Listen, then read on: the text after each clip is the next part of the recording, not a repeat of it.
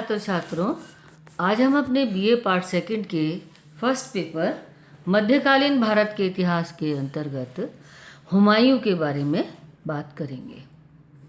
हमने अपने पिछले लेक्चर में बात की थी कि किस प्रकार से बाबर के द्वारा मुगल वंश की नींव रखी गई और पानीपत के प्रथम युद्ध में विजयी होने के बाद मुगल वंश स्थापित हुआ।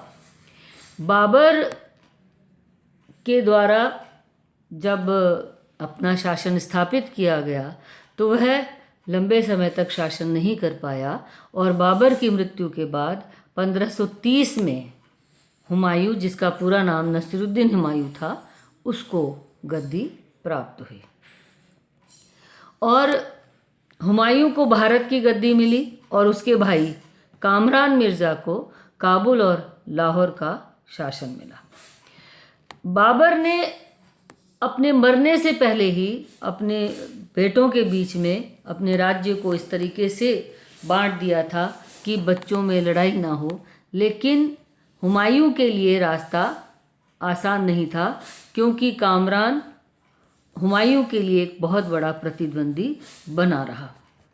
हुमायूं का शासन 26 दिसंबर 1530 को बाबर की मृत्यु के बाद 30 दिसंबर 1530 को हुमायूं 23 वर्ष की आयु में शासक बना।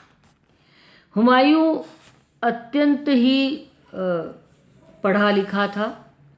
बाबर ने हुमायूं को अपना उत्तराधिकारी बनाने से पहले ही साम्राज्य का बंटवारा किया था। जैसा कि पहले बताया, कामरान को काबुल और लाहौर का शासन दिया, अस्करी को संबल का और हिंदाल को मेवात का शासन दिया।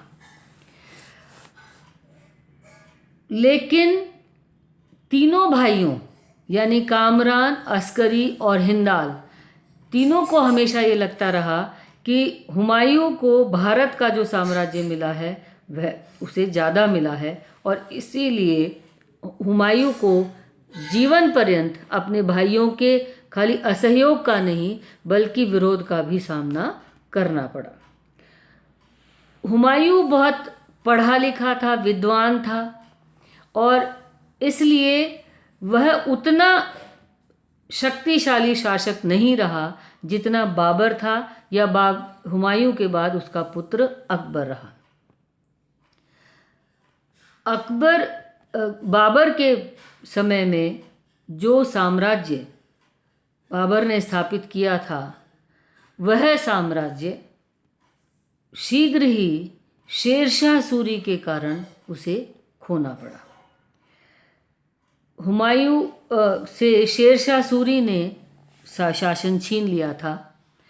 हुमायूं ने अपने जीवन काल में कई युद्ध लड़े, जिनमें पहला है दोहरिया का युद्ध। जौनपुर से हुमायूं की सेना महमूद की लोदी की सेना के साथ में संघर्षरत हुई, जो कि 1532 में दोहरिया नामक स्थान पर हुआ, जिसमें महमूद पराजित हुआ और हुमायूं की विजय हुई।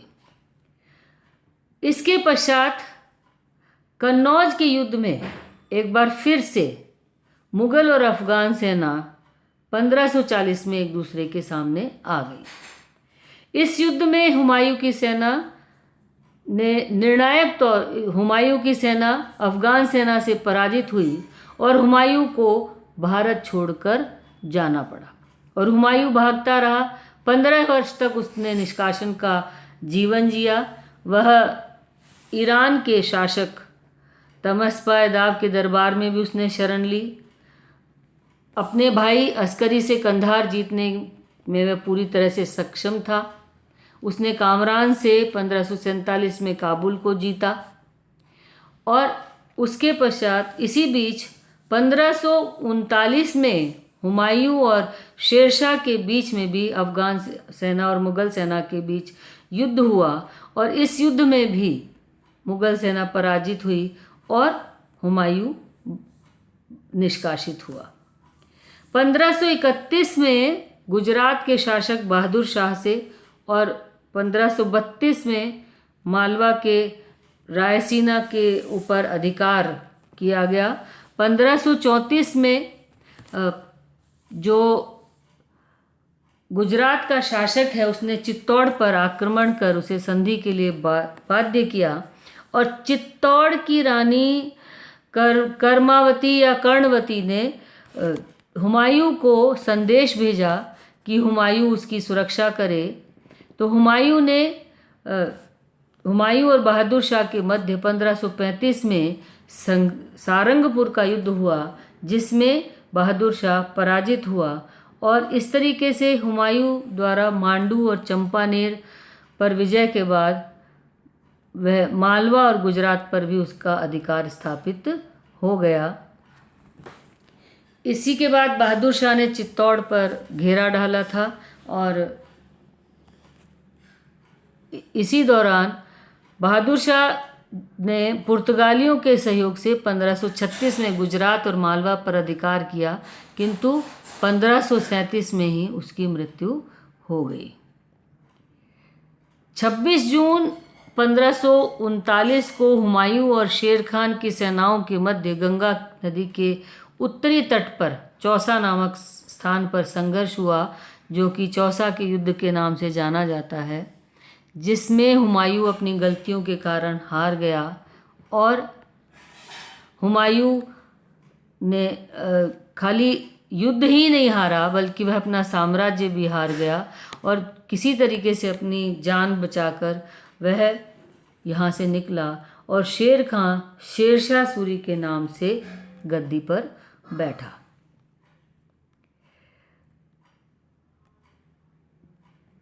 हुमायूं ने कलिंजर, दोहरिया, चुनार और बहादुर शाह के युद्ध के बाद इसी बीच शेरशाह सूरी ने जो शासन स्थापित किया उसमें शेरशाह सूरी ने एक बहुत अच्छे साम्राज्य की स्थापना की, किंतु जब वह बंगाल अभियान के लिए गया हुआ था तो चुनार के युद्ध के दौरान शेरशाह सूरी की मृत्यु हो गई और उसके कारण पुनः शेरशाह सूरी को हुमायूं को अवसर मिला और हुमायूं ने पुनः भारत पर अधिकार किया। 14 वर्ष तक काबुल में रहने के बाद 45 में कंधार और काबुल पर अधिकार करने के बाद में शेरशाह और शेरशाह के पुत्र इस्माइल शाह की मृत्यु के बाद हुमायूं पुनः भारत आया और 5 सितंबर 1554 को हुमायूं अपनी सेना के साथ पेशावर पहुंचा। फरवरी 1555 में उसने लाहौर पर कब्जा किया।